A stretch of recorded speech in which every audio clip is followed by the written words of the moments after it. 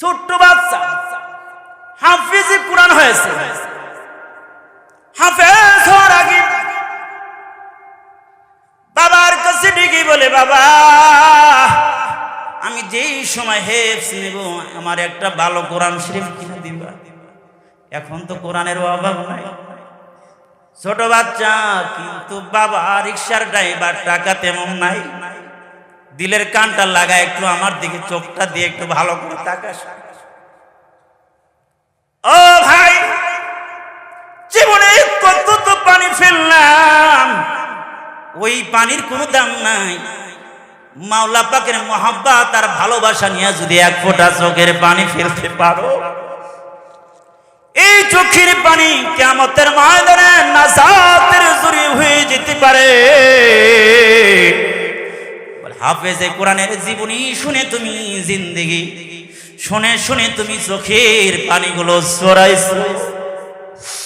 ও ভাই, ছোট বাচ্চা মাসুম বেগুনা বাচ্চা হাফেজে কোরআন হবে।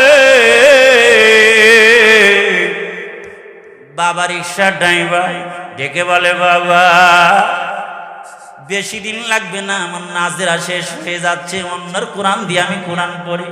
বাবা একটু কষ্ট কইরা আমার একটা নতুন একটা জিল কোরআনুল কারীমের কপি কিনা দিবে। এবার ডেকে বলে, বাবা আমার যতই কষ্ট হোক না কেন তোরে একখানা কোরআন কিনে দেব, আর আমি তোর হুজুরের জন্য একটা লুঙ্গি কিনে দেব। আমার ভাইয়ের, যেই সময় ছোট্ট বাচ্চা হেফজখানায় গিয়ে হাফেজ হবে, হেফজের সবক নিবে, এমন সময় বাবা দুনিয়া থেকে চলে গেছে, অ্যাক্সিডেন্ট করে মারা গেছে। বাচ্চার বাবারে দাফন করছে। এখন সে হাফেজে কোরআন ইয়াসিন মুখস্থ, আর রহমান মুখস্থ, সূরা মুলক এখন মুখস্থ। আল্লাহ রাসূল বলেন, কেউ যদি সূরা মুলক একবার পড়ে, ওই রাত্রি যদি তার মৃত্যু হয়ে যায় রে, আল্লাহ রাসূল বলেন ওর কবরে আর কোনো আযাব হবে না। কোন বান্দা সাকারাতুল মাউত যখন শুরু হয়ে যাবে, এমন সময় যদি সূরা ইয়াসিনের তেলাওয়াত হবে, সূরা ইয়াসিনের তেলাওয়াত হবে, আল্লাহ রাসূলের ভাষ্য অনুযায়ী তখন সাকারাতুল মাউত বান্দার এত সহজ হয়ে যাবে, ৭০,০০০ ফেরেশতা ওই বান্দার জন্য দোয়া করে, আল্লাহ মাফ করে দাও, আল্লাহ মাফ করে দাও, আল্লাহ মাগফির, আল্লাহ এই ব্যক্তিকে তুমি মাফ করে দাও। ফেরেশতারা তখন ফেরেশতারা তার জন্য দোয়া করতে থাকে। ওই যে রিকশার ড্রাইভার আজকে অন্ধকার কবরে শুয়ে আছে, ছোট্ট বাচ্চা হাফেজে কোরআন হয়েছে।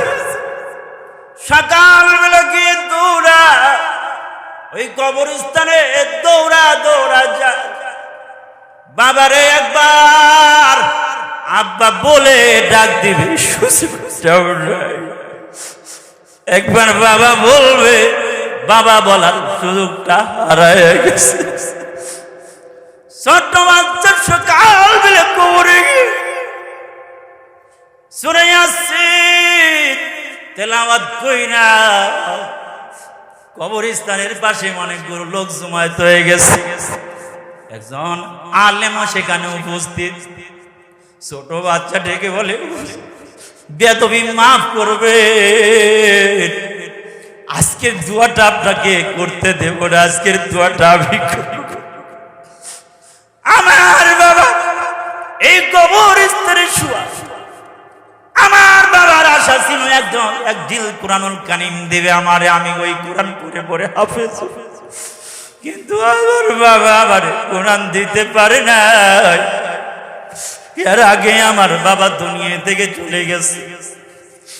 আমার বাবারে আজকে দেখতে পারি, আমার বাবা যদি আমার হাফেজ হওয়াটা দেখতে পাইতো কতটা আনন্দ বোধ করত। আমার বাবা আজকে আমি হাফেজ হয়েছি, কিন্তু বাবারে পাইলাম না। আশা করেছিল আমার হাফেজ রে একটা লুঙ্গি কিনে দিবে, আমি আমার বাবার কবরের পাশে দাঁড়াইয়া সূরা ইয়াসিন পড়লাম। আমি স্বয়ং আমার বাবার জন্য আজকে দোয়া করব। আমরা হুজুরের কাছে শুনেছি কোন সন্তান যদি বাবা মার জন্য দোয়া করে পৃথিবীর কুলে মেস হয়ে যেতে পারে, আল্লাহ তাআলা তার দোয়া কবুল করবে, কখনো মিস হবে না।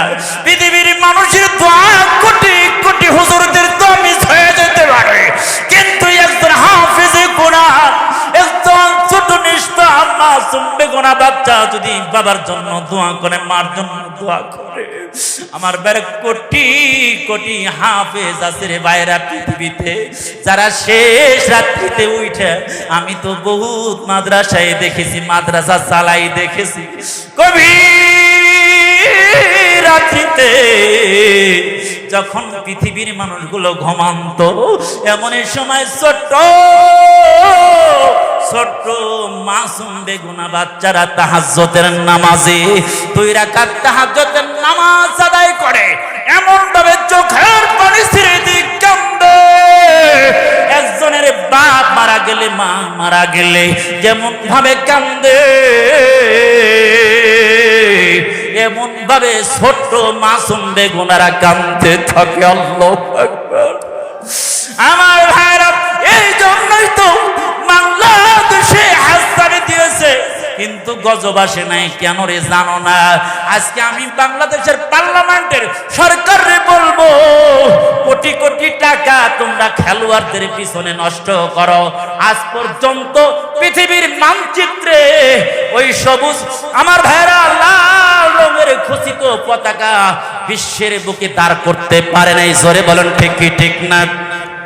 আমার ভাইরা ক্রীড়া মন্ত্রণালয় আছে, ক্রীড়া মন্ত্রী আছে, কোটি কোটি টাকা এই দেশের যুবকদের খেলার পিছে নষ্ট করে। আজ পর্যন্ত বাংলাদেশের মানচিত্রকে পৃথিবীর মানচিত্রে তুলে ধরতে পারে নাই। বাংলাদেশকে বিজয়ী হিসাবে গোটা পৃথিবী থেকে বিজয় ছিনে আনতে পারে নাই। আমার ভাইয়েরা, এই বাংলাদেশের ইয়াতিম সন্তানরা, আমার ভাইয়েরা চাল উঠানোর টাকা, আমার ভাইয়ের টাকা উঠানো এই সমস্ত মাদ্রাসায় পইরাই আমার ভাইয়েরা হাফেজ নাজবুল সাকিবের মতো, সালেহ আহমদ তাকরিমের মতো হাফেজরা গোটা পৃথিবীতে আমার ভাইয়েরা লাল সবুজের পতাকা গোটা পৃথিবীর মানচিত্রে তারাই বিজয়ের পতাকা ছিনিয়ে এনেছে। জোরে বলেন ঠিক কি ঠিক না? বিশ্বের দরবারে যে হাফেজে কোরআন গুলো গোটা পৃথিবীতে বাংলাদেশকে প্রচার করেছে, বিজয় ছিনিয়ে এনেছে, ওই দেশের আলেমদেরকে, ওই হাফেজদেরকে রাষ্ট্রীয়ভাবে সম্মান দেওয়ার দরকার ছিল কি ছিল না?